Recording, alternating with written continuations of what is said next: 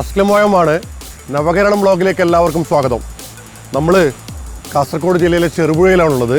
ഇവിടെ നിന്ന് നമ്മൾ ഇവിടുത്തെ ഏറ്റവും സുന്ദരമായിട്ടുള്ള മലയോര ഹൈവേയിൽ കൂടി ഒരു യാത്ര പോവുകയാണ്. സൂര്യോദയം ആസ്വദിച്ചിട്ടാണ് നമ്മൾ യാത്ര പോകുന്നത്. സൂര്യാസ്തമയം വരെ നീണ്ടു നിൽക്കുന്ന സുന്ദരമായിട്ടുള്ള തീരദേശ ഹൈവേകളും മലയോര ഹൈവേകളും അതുപോലെ തന്നെ ഗ്രാമീണ പാതകളും ദേശീയ പാതകളൊക്കെ പിന്നിട്ടുള്ള അതിസുന്ദരമായ യാത്രയാണ് നിങ്ങൾ കാണാൻ പോകുന്നത്. അപ്പോൾ നമുക്ക് കാഴ്ചകൾ കാണാം. എൻ്റെ ബുള്ളറ്റ് റെഡിയാണ്, ബാക്കിൽ ലഗേജ് കെട്ടിയിട്ടുണ്ട്, ഹെൽമെറ്റ് മുഖ്യം ബിഗിലെന്നാണ്. നമുക്ക് ഹെൽമെറ്റിലേക്ക് കയറാം, യാത്ര തുടങ്ങാം. Bye bye.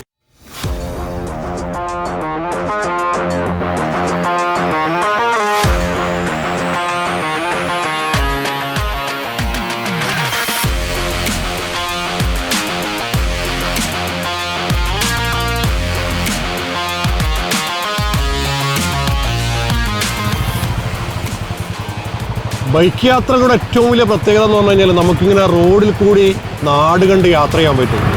അതിൻ്റെ ഒരു സുഖം ഭയങ്കരമാണ്.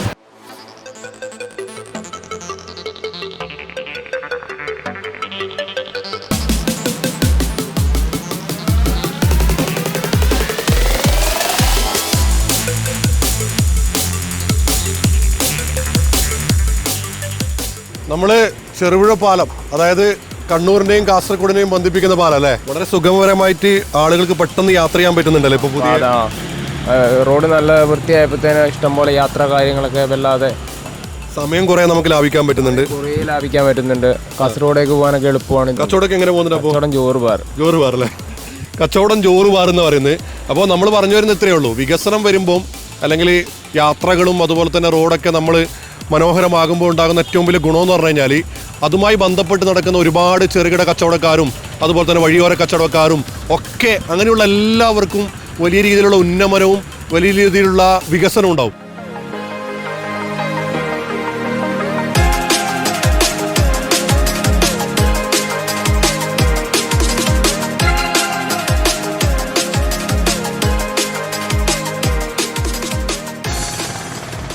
യാത്രകൾ മനോഹരമാകുന്നത് ഇങ്ങനെയുള്ള കുന്നും മലകളൊക്കെ നമുക്ക് കാണുമ്പോഴാണ്.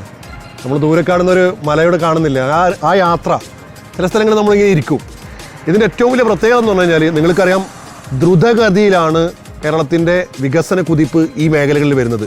ഏകദേശം 3600 കോടി രൂപ ഇതിനു വേണ്ടി മാറ്റിവെച്ചിട്ടുണ്ട്. കാഴ്ചകളിങ്ങനെ കണ്ടുകൊണ്ടിരിക്കുകയാണ്, നമ്മുടെ യാത്രകളിങ്ങനെ തുടർന്നുകൊണ്ടിരിക്കുകയാണ്. ഓരോ നിമിഷവും മനോഹരമായ അനുഭവങ്ങളും കാഴ്ചകളുമാണ് നമ്മളെ തേടിക്കൊണ്ടിരിക്കുന്നത്.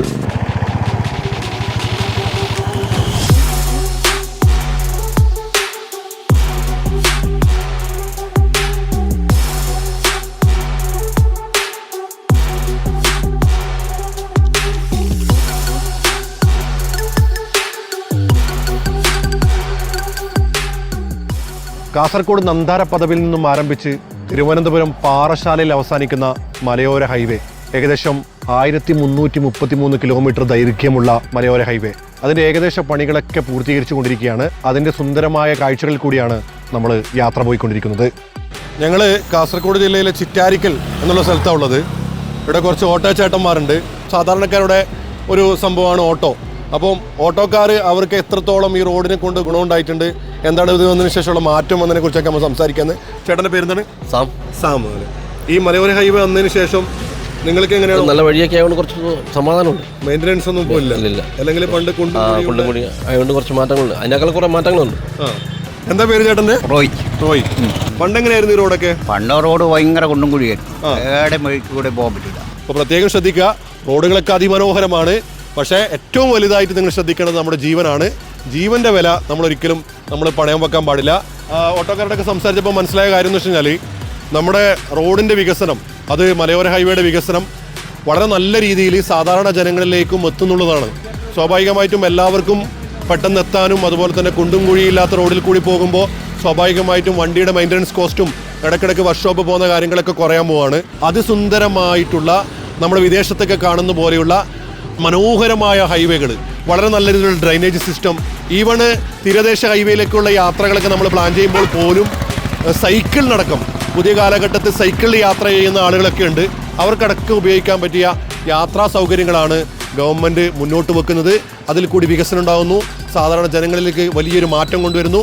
അൾട്രാ, അതായത് നമ്മൾ പറയുന്നത് വെച്ചാൽ ഇൻഫ്രാസ്ട്രക്ചർ പരമായിട്ട് നമ്മൾ മുന്നേറുമ്പോൾ കേവലം റോഡ് വികസിക്കുക മാത്രമല്ല ചെയ്യുന്നത്, ഓരോ മനുഷ്യൻ്റെ ജീവിത ചെലവും അതിന് അനുഭവിക്കേണ്ട കാര്യങ്ങൾക്കും ഓരോ മനുഷ്യൻ്റെ വരവിലേക്കും അതിനൊരു വിഹിതം വരുന്നുണ്ട് എന്നുള്ളതാണ് ഒരു യാഥാർത്ഥ്യം. സ്വാഭാവികമായിട്ടും നമ്മുടെ യാത്ര വീണ്ടും തുടരുകയാണ്. നമുക്ക് അടുത്ത സ്ഥലങ്ങളിലേക്ക് പോവാം.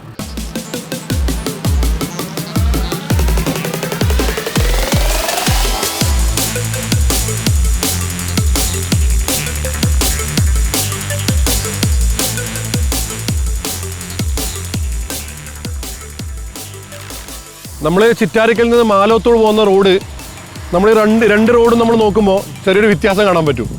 ഇത് നല്ല അടിപൊളി താറിട്ട റോഡാണ്. ഇവിടെ നമ്മൾ കരിങ്കല്ലൊക്കെ വെച്ചിട്ടുള്ള റോഡ് പുരോഗമിക്കുകയാണ്. ഇതിനൊരു കഥയുണ്ട്. കഥ എന്ന് വെച്ച് കഴിഞ്ഞാൽ നമുക്കറിയാം, വനം വകുപ്പിൻ്റെ അടിസ്ഥാനത്തിലുള്ള, വനം വകുപ്പിൻ്റെ അധീനതയിലുള്ള റോഡാണിത്. നമുക്കറിയാം, ഓരോ റോഡ് നിർമ്മിക്കുക എന്നതിനപ്പുറത്ത് പാരിസ്ഥിതിക ലോല പ്രദേശങ്ങളുണ്ട്. പരിസ്ഥിതിയെ ദുരുപയോഗം ചെയ്യാതെ ജിയോളജിക്കൽ സർവേസും അതുപോലെയുള്ള പരിസ്ഥിതി പഠനമൊക്കെ നടത്തിയതിന് ശേഷമായിരിക്കും ഇങ്ങനെയുള്ള മലയോര ഹൈവേകളൊക്കെ നിർമ്മിക്കുന്നത്.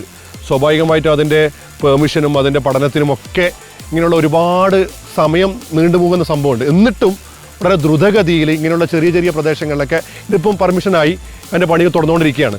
അപ്പോൾ ഇങ്ങനെയുള്ള സ്ഥലങ്ങളും വനം പ്രദേശങ്ങളും അതുപോലെ തന്നെ പരിസ്ഥിതി ലോല പ്രദേശങ്ങളും കാടും അതിൻ്റെ ഉള്ളിൽ കൂടിയൊക്കെ യാത്ര ചെയ്യാനുള്ള സജ്ജീകരണം ഒരുക്കുക എന്നുള്ളത് വളരെ വിഷമം പിടിച്ച ജോലിയാണെങ്കിലും അതൊക്കെ വളരെ നല്ല രീതിയിൽ നടത്താൻ വേണ്ടി ഇവിടുത്തെ സംവിധാനങ്ങൾ അതിന് കൂടെ നിൽക്കുന്നുള്ളതാണ് യാഥാർത്ഥ്യം. അപ്പോൾ നമ്മൾ ഇങ്ങനെ മലയോര ഹൈവേയിൽ കൂടി അതിസുന്ദരമായി വീണ്ടും യാത്ര ചെയ്തുകൊണ്ടിരിക്കുകയാണ്. ഒരുപാട് പറയാനുണ്ട്. നമുക്ക് കാഴ്ചകളിലേക്ക് വീണ്ടും പോവാം.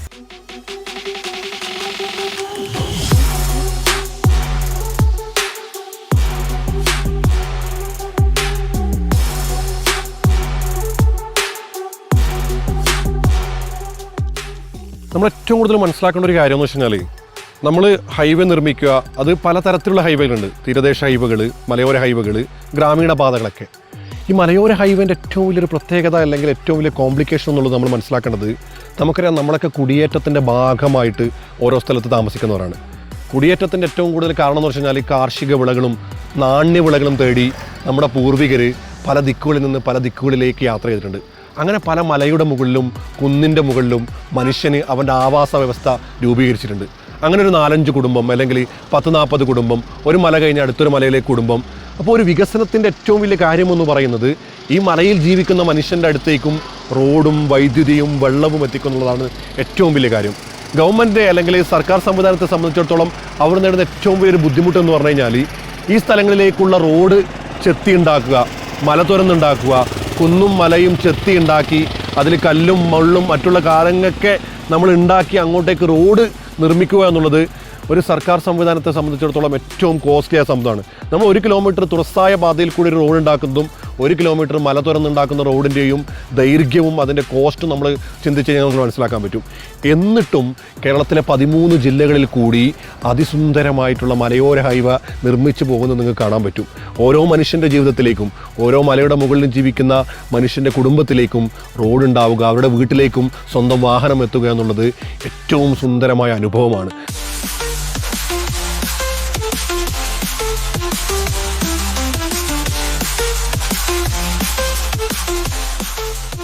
നമ്മൾ ചിറ്റാരിക്കൽ നിന്ന് മാലോത്തേക്ക് പോകുമ്പോൾ പറമ്പ് എന്നുള്ള സ്ഥലത്ത് ജസ്റ്റ് ഒന്ന് നിർത്തിയാണ്. ഭയങ്കര ഭംഗിയാണ് ഇവിടെ. കാരണം എന്ന് വെച്ച് കഴിഞ്ഞാൽ മല കുന്നും മൊത്തം അതിൻ്റെ ഇടയിൽ കൂടി ഇങ്ങനെ ഒരു റോഡ് പോവാണ്. അപ്പോൾ കുറച്ച് ചേട്ടന്മാർ നമ്മൾ പരിചയപ്പെട്ടിട്ടുണ്ട്. ഞാൻ കണ്ണടി ഇടുന്നുണ്ട്, കാരണം എൻ്റെ കണ്ണ് ഈ വെയിലുകൊണ്ട് തുറക്കാൻ പറ്റുന്നില്ല. ഇവർക്ക് അതൊക്കെ ശീലമാണ്. അപ്പോൾ ചേട്ടനോട് നമുക്ക് ചോദിക്കാം, നമ്മുടെ മുമ്പത്തെ റോഡ് എങ്ങനെയാണ്, ഇപ്പോഴത്തെ റോഡ് എങ്ങനെയാണെന്നുള്ളത്. എങ്ങനെയാണ് അതിനെപ്പറ്റി പറയാനുള്ളത്? രാവും പകലും പോലെയാണ് ഇപ്പം. പണ്ട് ഇതിലൊന്നും കുണ്ടും കുഴിയും കാരണം പോകാനും പറ്റൂല. ചിറ്റാരിക്കാല് വഴിയാലും പോകണമെങ്കിൽ എത്ര ബുദ്ധിമുട്ടായിരുന്നു. ഇപ്പം വണ്ടി ഒഴുകല്ലേ അങ്ങോട്ട്. നിങ്ങൾക്ക് പോകാനും മറ്റുള്ളവർക്ക് എല്ലാവർക്കും പോകാനും, വണ്ടി ഉള്ളവർക്കും പോകാനും, സാധാരണ നടന്നു പോകാനായാലും എളുപ്പമാണ്. ചേട്ടന്റെ പേരെന്താണ്? എൻ്റെ പേര് ദാമോദരൻ. ചേട്ടന്റെ പേരെന്താ? ശശി. ശശി. എങ്ങനെയുണ്ട് ഈ മലയോര കുഴപ്പമില്ല. ഞാൻ ആണവനാണ് താമസിക്കുന്നത്. അവിടുന്ന് കുഞ്ഞുങ്ങളെ കൊണ്ട് ഈ വരാൻ വലിയ ബുദ്ധിമുട്ടായിരുന്നു. ഇപ്പൊ എന്തെങ്കിലും പെട്ടെന്ന് അപകടം, എന്തെങ്കിലും ഹോസ്പിറ്റൽ അവസ്ഥയിലും വന്നു കഴിഞ്ഞാൽ ഭയങ്കര ബുദ്ധിമുട്ടായിരുന്നു. ഇപ്പൊ എല്ലാവർക്കും പെട്ടെന്ന് എല്ലാ സ്ഥലത്തും പോകാൻ ആയിപ്പോയി. വണ്ടി എല്ലായിടത്തും നമ്മുടെ വീട്ടിലേക്ക് വരുന്ന രീതിയിലേക്ക് വന്നു. അതെ അതെ. ഇവരുടെയൊക്കെ സംസാരം കേൾക്കുമ്പോൾ തന്നെ മനസ്സിലാകുന്നുണ്ട്, താരതമ്യം ചെയ്യുന്നത് രാവും പകലുമായിട്ടാണ്. അപ്പൊ നിങ്ങൾക്ക് ആ രീതിയിൽ നമുക്ക് മനസ്സിലാക്കാൻ പറ്റും റോഡ് പോകുമ്പോൾ എത്രത്തോളം ആളുകൾ എന്തെങ്കിലും പെട്ടെന്ന് അപകടം അല്ലെങ്കിൽ ബുദ്ധിമുട്ടൊക്കെ സംഭവിക്കുമ്പോൾ അങ്ങോട്ടേക്ക് വണ്ടി വരില്ല എന്ന് പറയുന്ന ഒരു അവസ്ഥ മാറിയിട്ട് എല്ലാവർക്കും വണ്ടിയുള്ളവർക്കും വണ്ടി ഇല്ലാത്തവർക്കും പോകാൻ പറ്റുന്ന അവസ്ഥയിലേക്ക് മാറുക എന്നുള്ളതാണ് ഏറ്റവും വലിയ കാര്യം. അതിവിടെ വാക്കിൽ നിന്നും ഇവരുടെ സംസാരത്തിൻ്റെ ശൈലിയിൽ നിന്നും കേൾക്കുമ്പോൾ തന്നെ സന്തോഷമുണ്ട്. അപ്പം നമുക്ക് അടുത്ത സ്ഥലങ്ങളിലേക്ക് പോകാം. ഭക്ഷണം കഴിക്കണം. ഭക്ഷണം കഴിക്കാനുള്ള യാത്രയിലാണ്. അത് കഴിഞ്ഞിങ്ങനെ റോഡിൽ കൂടി നാടും കണ്ട് ഓരോ കാഴ്ചകളും ഓരോ മനുഷ്യരെയും കണ്ട് അവരുമായിട്ട് സംസാരിച്ച് നമ്മൾ യാത്ര ചെയ്യുമ്പോൾ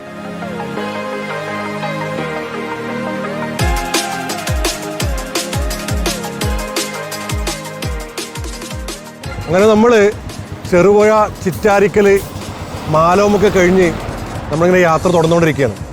മാലോത്തിനെ പറയുന്നൊരു പേരെന്ന് വെച്ച് കഴിഞ്ഞാൽ കേരളത്തിൻ്റെ കുടക് എന്നാണ് മാലോം എന്ന പ്രദേശത്തെ പറയപ്പെടുന്നത്. അത്രയ്ക്കും സുന്ദരമായിട്ടുള്ള ഈ മലയോര ഹൈവേയിൽ കൂടിയാണ് നമ്മുടെ യാത്ര പോകുന്നത്.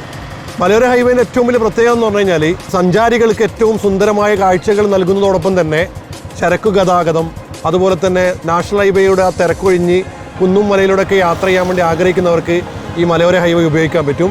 ഇനി നമ്മുടെ അടുത്ത യാത്ര ഗ്രാമങ്ങളിൽ കൂടി ഗ്രാമത്തിൻ്റെ മനോഹരമായ ഭംഗി ആസ്വദിച്ചുകൊണ്ട് ഗ്രാമീണ പാതയിലേക്കാണ് നമ്മൾ സഞ്ചരിക്കുന്നത്.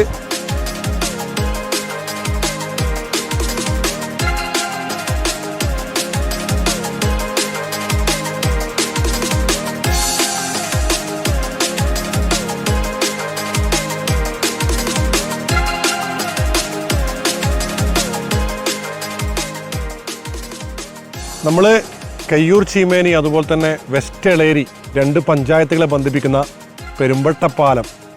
ഈ പെരുമ്പട്ട എന്ന് പറഞ്ഞ സ്ഥലത്തിൻ്റെ ഏറ്റവും വലിയ പ്രത്യേകത നിങ്ങൾ ഈ പുറകിൽ കാണുന്ന ഫ്ലക്സിൽ നിന്ന് നിങ്ങൾക്ക് മനസ്സിലാക്കാൻ പറ്റും. പുതിയ കാലഘട്ടത്തിൽ മനുഷ്യനെ മതത്തിൻ്റെ പേരിൽ അങ്ങോട്ടും ഇങ്ങോട്ടും വേർതിരിക്കുമ്പോൾ ഈ ഫ്ലക്സുകൾ കഥ പറയും. എന്താണ് കേരളമെന്നും കേരളം എങ്ങനെ ആയിരിക്കണമെന്നും ഓരോ നാടും എങ്ങനെ ആയിരിക്കണമെന്നൊക്കെ കൃത്യമായിട്ട് മുന്നോട്ട് വെക്കുന്ന ആശയമാണിത്. ഇതുണ്ടല്ലേ പെരുമ്പട്ട മക്കാം ഉറൂസ്, അതുപോലെ തന്നെ പുനഃപ്രതിഷ്ഠാ നവീകരണം. അതായത് തെയ്യം നേരെ പള്ളിയിൽ പോയി അവിടെ അനുഗ്രഹം മേടിച്ച് തിരിച്ചു വരുന്നത്. ഇവിടെ അങ്ങോട്ടും ഇങ്ങോട്ടും ഒരുമിച്ചാണ് ഉത്സവവും അതുപോലെ തന്നെ പള്ളിയിലെ പെരുന്നാളും ഒക്കെ ആഘോഷിക്കുന്നത്. അപ്പോൾ തീർച്ചയായിട്ടും നേർച്ചകളും പെരുന്നാളും അമ്പലത്തിൻ്റെ ഉത്സവങ്ങളും മലയാളികളുടെ കോർത്തിണങ്ങുന്ന അവരുടെ സാഹോദര്യത്തിനൊക്കെ വിളിച്ചു വന്ന സംഭവമാണ്. ഈ പെരുമ്പട്ടപ്പാലത്തിൻ്റെ ഉദ്ഘാടനത്തിന് ശേഷമുള്ള ഏറ്റവും വലിയൊരു പ്രത്യേകത എന്ന് പറഞ്ഞാൽ ഈ ഗ്രാമങ്ങളിലെ ആളുകൾക്ക് പെട്ടെന്ന് പയ്യന്നൂർ മറ്റുള്ള സ്ഥലത്തേക്ക് പോകാനൊക്കെ കിലോമീറ്ററുകളോളം അവർക്ക് അവരുടെ താല്പര്യങ്ങൾ, അതായത് സമയം കുറക്കാൻ പറ്റി.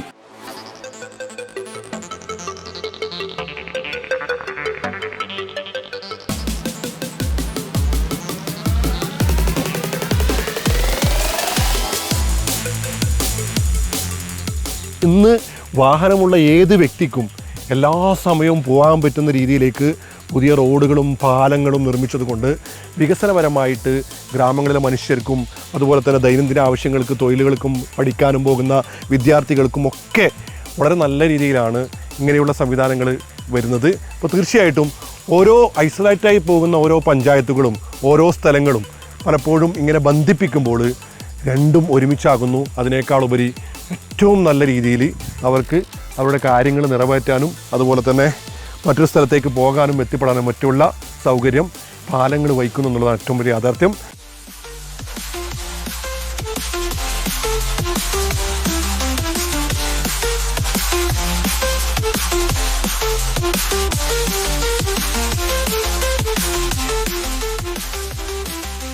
ഈ പാലം ഏകദേശം 25 മീറ്ററിൽ 4 സ്പാൻ ആയിട്ടാണുള്ളത്. അതുപോലെ തന്നെ ഏകദേശം 11ഓളം മീറ്റർ വീതി വരുന്നുണ്ട്. അതുപോലെ തന്നെ ഏകദേശം 9,90,00,000 രൂപയാണ് ഇതിൻ്റെ കോസ്റ്റ് വന്നിട്ടുള്ളത്. അതുപോലെ തന്നെ അടിപൊളി നമ്മൾ 2 ഭാഗത്തും നടക്കാനുള്ള പാതകളും സുന്ദരമായിട്ടുള്ള ഭിത്തികളുമൊക്കെയുള്ള സ്ഥലമാണ്. പ്രകൃതി ഭംഗി ആസ്വദിച്ചിട്ട് യാത്ര ഇഷ്ടപ്പെടുന്നവർ, അത് ബൈക്കിലാണെങ്കിലും കാറിലാണെങ്കിലും ഒക്കെയും കാടും അതുപോലെ തന്നെ വനവും അതുപോലെ ഇങ്ങനെ നദികളും പുഴകളും ഒക്കെയുള്ള സുന്ദരമായ റൂട്ടാണ് നിങ്ങൾക്ക് ലക്ഷ്യമെങ്കിൽ നിങ്ങൾ ഈ മലയോര ഹൈവേയിൽ കൂടി തന്നെ യാത്ര ചെയ്യണം. നമുക്കൊരു ചേട്ടനുണ്ട്, ചേട്ടനോട് പരിചയപ്പെടാം. നിങ്ങൾ പെരുമ്പട്ടപ്പാലം വന്നിട്ട് എത്രയായി? പെരുമ്പട്ടപ്പാലം വന്നിട്ട് ഒരു 3 വർഷം ഉണ്ട്. 3 വർഷം കഴിഞ്ഞു. പാലത്ത് വന്നതിന് ശേഷമുള്ള മാറ്റങ്ങൾ എന്തൊക്കെയാണ്? വന്നതിന് ശേഷം മാറ്റം വെച്ചാൽ ഇപ്പുറത്തെ പോകുന്ന ആൾക്കാരെല്ലാവരും ഇതേപോലെ ചീമേനിക്ക് അത് പിന്നെ നല്ല എളുപ്പമുണ്ട്. പക്ഷെ അത് മാറ്റമുണ്ട്. ഏകദേശം എത്ര കിലോമീറ്റർ ലാഭിക്കാൻ പറ്റുന്നുണ്ട്? ഒരു 6 കിലോമീറ്റർ ചീമേനിക്ക് ലാഭമുണ്ട്. എന്തായാലും ഈ പാലം വന്നതുകൊണ്ട് അത് നിങ്ങൾക്ക് വലിയ വെച്ചുണ്ടായത്. അപ്പോൾ ഓരോ പാലവും മനുഷ്യന്റെ സമയവും അതുപോലെ തന്നെ ഇങ്ങനെയുള്ള പ്രശ്നങ്ങളൊക്കെ വന്നു കഴിഞ്ഞാൽ ഒരുപാട് ഉപകാരം ഉണ്ടെന്നാണ് പറഞ്ഞു വരുന്നത്. ഇന്നത്തെ ഏറ്റവും വലിയ പ്രത്യേകത എന്ന് പറഞ്ഞു കഴിഞ്ഞാൽ ഗ്രാമങ്ങളും നഗരങ്ങളും കണക്ട് ചെയ്യാൻ വേണ്ടി സുന്ദരമായ പാതകൾ. നമ്മൾ ഗ്രാമത്തിൽ കൂടി തന്നെയാണോ പോകുന്നത് എന്ന് തോന്നിപ്പിക്കാത്ത രീതിയിൽ അത്യാധുനിക സംവിധാനത്തോടു കൂടിയുള്ള മനോഹരമായ ടാറിങ്ങൊക്കെ ചെയ്തിട്ടുള്ള നടപ്പാതകളുള്ള ഡ്രെയിനേജുകളുള്ള സുന്ദരമായ റോഡുകളാണ് പല ഗ്രാമങ്ങളിൽ നമുക്ക് കാണാൻ പറ്റുന്നത്. പണ്ട് കാലത്ത് താറിട്ട റോഡ് ഇല്ലാത്ത, അല്ലെങ്കിൽ താറിട്ട റോഡ് എവിടെ അവസാനിക്കുന്നോ അവിടെ ഗ്രാമം തുടങ്ങുന്നു എന്ന് പറയുന്നതിനപ്പുറത്ത് ഇന്ന് നമുക്ക് ഗ്രാമവും നഗരവും വേർതിരിയാതെ അങ്ങനെ തിരിക്കാൻ പറ്റാത്ത രീതിയിൽ നമ്മുടെ റോഡുകൾ മാറിയിരിക്കുന്നു എന്നുള്ളതാണ് ഏറ്റവും വലിയ കാര്യം.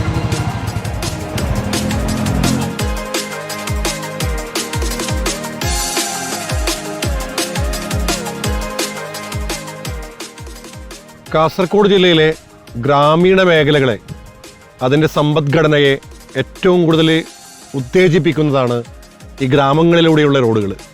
നമുക്കിവിടെ തന്നെ നോക്കിയാൽ തന്നെ മനസ്സിലാക്കാൻ പറ്റും. നെൽപ്പാടങ്ങളിൽ നിന്ന് പാകം ചെയ്ത് അല്ലെങ്കിൽ നെൽ കൊയ്തതിന് ശേഷം കച്ചവട സ്ഥാപനങ്ങളിലേക്ക് അല്ലെങ്കിൽ കച്ചവടങ്ങളിലേക്ക് എത്തിക്കാൻ വേണ്ടി ഡയറക്റ്റായിട്ട് നമുക്ക് ഇവിടെ തന്നെ വണ്ടി വന്ന് നേരെ കൊണ്ടുപോവാണ്. ഇടനിലക്കാരില്ലാതെ കർഷകർ നേരെ തന്നെ വ്യാപാര കേന്ദ്രങ്ങളിലേക്ക് എത്തിക്കാനുള്ള മാർഗവും ഒക്കെ ഈ ഗ്രാമങ്ങളിലേക്കുള്ള റോഡുകളിൽ കൂടി സാധ്യമാകുന്നുണ്ട്. മുമ്പാണെങ്കിൽ നമ്മൾ എവിടെ നിന്നൊക്കെയോ കൊയ്തു കൊണ്ടുവന്ന സാധനം കടത്തുകൂലി കൊടുത്ത് റോഡ് സൈഡിലേക്ക് എത്തുന്ന തരത്തിലേക്കാണ് പലപ്പോഴും ഉണ്ടാവാറുള്ളത്. ഇന്ന് വലിയ വാഹനങ്ങൾ ഗ്രാമങ്ങളിലേക്ക് വരുന്നു. അതിലേക്ക് നാണ്യവിളകളും കാർഷിക വിളകളും കയറ്റിക്കൊണ്ടുപോയി കാർഷിക ഘടനയെ അല്ലെങ്കിൽ കാർഷിക വൃത്തി നേടുന്ന ഒരു ജനവിഭാഗത്തെ അല്ലെങ്കിൽ അതിൻ്റെ സമ്പദ്ഘടനയെ ഉത്തേജിപ്പിക്കുന്ന പ്രവർത്തനങ്ങളാണ് ഗ്രാമങ്ങളിൽ കൂടി കടന്നു പോകുന്ന ഇത്തരം റോഡുകൾ വഹിക്കുന്ന പങ്ക്.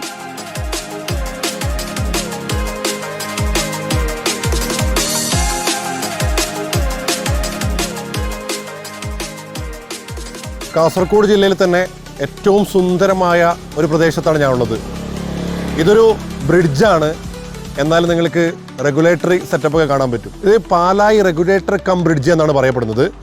ഇതിൻ്റെ പ്രധാന ഉദ്ദേശം എന്ന് പറയുന്നത് നമ്മുടെ വേലിയേറ്റ സമയത്ത് ഉപ്പുവെള്ളം കയറുന്നത് തടയാൻ വേണ്ടി, കൃഷിയിടങ്ങളിലേക്ക് അങ്ങനെ കയറുകയും അത് കൃഷിയിടത്തെ നശിപ്പിക്കുന്ന രീതിയിലേക്ക് മാറുന്ന രീതിയിലേക്ക് വരുന്ന സാഹചര്യം ഉണ്ടായപ്പോൾ 4865 ഹെക്ടർ കൃഷിയിടങ്ങളിലേക്കുള്ള വെള്ളം സ്വീകരിക്കാൻ അല്ലെങ്കിൽ അത് സംഭരിക്കാൻ ശേഷിയുള്ള ഒരു റെഗുലേറ്ററി കം ബ്രിഡ്ജാണിത്.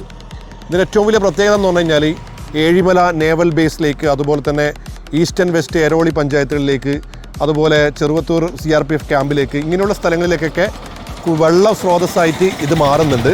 അതിനേക്കാളൊക്കെ ഉപരി ഇവിടുത്തെ ഒരു പ്രകൃതി ഭംഗി ഭയങ്കരമാണ്. ടൂറിസത്തിൻ്റെ സാധ്യതകൾ, അതായത് കാസർഗോഡ് പല ആളുകൾ ഡെസ്റ്റിനേഷൻ ടൂറിസ്റ്റായിട്ട് ബന്ധപ്പെട്ട് പലരും ഇങ്ങോട്ട് വരാറുണ്ട്. ഇവിടുത്തെ ഏറ്റവും വലിയ നമുക്ക് കാണാൻ പറ്റുന്ന തന്നെ ഈ ഒരു പുഴയുടെ തീരത്ത് തന്നെ ഇഷ്ടം പോലെ ബോട്ടിങ്ങും മറ്റു സംവിധാനങ്ങളൊക്കെ നടത്തുന്നതായിട്ട് നമുക്ക് കാണാൻ പറ്റും. വൈകുന്നേരം ഇവിടെ വന്നിരിക്കലും അതുപോലെ തന്നെ ഈ ഒരു ബ്രിഡ്ജിൽ കൂടി പോകുന്ന യാത്രകൾ പോലും മനോഹരമാണ്. ഇപ്പോൾ ബോട്ടിങ് അതുപോലെ തന്നെ ടൂറിസം സാധ്യതകളെക്കുറിച്ചുള്ള കാര്യങ്ങളൊക്കെ എക്സ്പ്ലോർ ചെയ്യാൻ ഇഷ്ടപ്പെടുന്നവർക്കൊക്കെ ഇങ്ങോട്ടേക്ക് വരാൻ പറ്റും. ഇതൊരു കാർഷിക മേഖലക്കും അതുപോലെ തന്നെ ഒരുപാട് പഞ്ചായത്തിനും ഇത് ഉപകാരപ്പെടുന്ന രീതിയിലാണ് ഇതിൻ്റെ ഒരു ജലവെള്ള സംഭരണി അല്ലെങ്കിൽ ഈ വേലിയേറ്റ സമയത്ത് ഉണ്ടാകുന്ന ഉപ്പുവെള്ളം കയറാതിരിക്കാനുള്ള ഒരു സംരംഭം എന്നുള്ള രീതിയിൽ ഇത് ശ്രദ്ധയെ ആകർഷിക്കുന്നത്. അതിമനോഹരമായ കാഴ്ചയാണ്. നമുക്കറിയാം, ഈ സുന്ദരമായ ഭംഗി ആസ്വദിച്ചുകൊണ്ട് പെഡൽ ബോട്ട് സൗകര്യം, 4-5 പേരും പോകുന്ന സൗകര്യം, സിംഗിൾ ബോട്ട്, അങ്ങനെയുള്ള സംവിധാനങ്ങളൊക്കെ നമുക്ക് ഉപയോഗിച്ചിട്ട് ബോട്ടിങ്ങും ഈ സ്ഥലത്തൂടെ നടത്താൻ പറ്റും.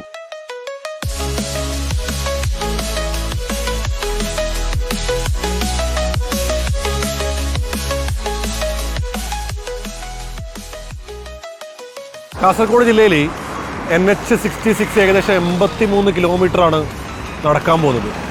ഇത് വന്നു കഴിഞ്ഞാൽ നിമിഷ നേരം കൊണ്ട് നമുക്ക് അതിമനോഹരമായ യാത്രകൾ നമുക്ക് നമ്മുടെ സംസ്ഥാനം വിട്ടിട്ട് അങ്ങോട്ടേക്ക് പോകാൻ പറ്റും. നമ്മൾ ബാംഗ്ലൂർ ഹൈവേയിലൊക്കെ പോകുന്ന അതേ സ്പീഡിൽ 80, 100, 120 സ്പീഡിൽ നമുക്ക് യാത്ര ചെയ്യാൻ പറ്റും. NH66 ഈ ഒരു രണ്ടാമത്തെ അല്ലെങ്കിൽ അടുത്ത ഘട്ടം വരുമ്പോൾ 3 വരിപ്പാത ഒരു ഭാഗത്ത്, അങ്ങനെ 6 വരിപ്പാതയാണ് വരുന്നത്. ഏകദേശം 45 മീറ്റർ വീതിയിലാണ് ഈ NH66 പരിപാടി നടക്കുന്നത്. അതെങ്ങനെയാണെന്ന് വെച്ച് കഴിഞ്ഞാൽ 28 മീറ്ററാണ് ഈ 6 വരിപ്പാതയുടെ വീതി വരുന്നത്. ബാക്കി 6.5 മീറ്റർ ഒരു സൈഡിൽ, 6.5 മീറ്റർ വേറൊരു സൈഡിൽ, അങ്ങനെ സർവീസ് റോഡ്. അതുപോലെ തന്നെ ഏകദേശം 4 മീറ്ററോളം വൈദ്യുതി, മറ്റുള്ള ലൈനുകൾ, മറ്റു സംവിധാനങ്ങളൊക്കെ ആയിട്ട് അങ്ങനെ 45 മീറ്റർ 83 കിലോമീറ്റർ കവർ ചെയ്യുന്ന കാസർഗോഡ് ജില്ലയിലെ മനോഹരമായ NH66 വർക്കുകൾ കഴിഞ്ഞാൽ അനവധി ഫ്ലൈ ഓവറുകൾ, അതുപോലെ തന്നെ ലെവൽ ക്രോസുകൾ. ഇത് എക്സിറ്റും മറ്റുമൊക്കെ നമ്മൾ സാധാരണ എടുത്ത് പോകുന്ന പരിപാടിയില്ല. സർവീസ് റോഡിലൂടെ ഇറങ്ങി അണ്ടർഗ്രൗണ്ടിലൂടെ അല്ലെങ്കിൽ അങ്ങനെയുള്ള ലെവൽ ക്രോസിംഗ് ആണ് നടക്കാൻ പോകുന്നത്. അപ്പോൾ ദേശീയപാത വികസനത്തിൽ കൂടി കാസർഗോഡിൻ്റെ ഗതാഗത സൗകര്യത്തെയും അതുപോലെ തന്നെ നിരവധി മേഖലകളിലേക്ക് കണക്ട് ചെയ്യുന്ന യാത്രകൾക്കും ഒരുപാട് ഉപകാരപ്പെടും എന്നുള്ളത് തന്നെയാണ് പറയാനുള്ളത്. അപ്പോൾ നമ്മൾ ദേശീയപാത 66-ലാണുള്ളത്. നമ്മൾ രാവിലെ തുടങ്ങിയ യാത്ര, അതായത് സൂര്യോദയം ആസ്വദിച്ച് മഞ്ഞൊക്കെ കൊണ്ട് കോടമഞ്ഞൊക്കെ കൊണ്ട് സുന്ദരമായ യാത്ര മലയോര ഹൈവേയിൽ കൂടി, അതിനുശേഷം ഗ്രാമീണപാത, അതിനുശേഷം നമ്മൾ നാഷണൽ ഹൈവേയിൽ എത്തിയിരിക്കുകയാണ്. അങ്ങനെ ഈ യാത്രയുടെ പര്യവസാനത്തേക്ക് നമ്മൾ എത്തുകയാണ്. മറ്റൊരു മനോഹരമായ നവകേരളം വ്ലോഗുമായി വരുന്നത് വരെ ഗുഡ് ബൈ, അസ്ലം വയം.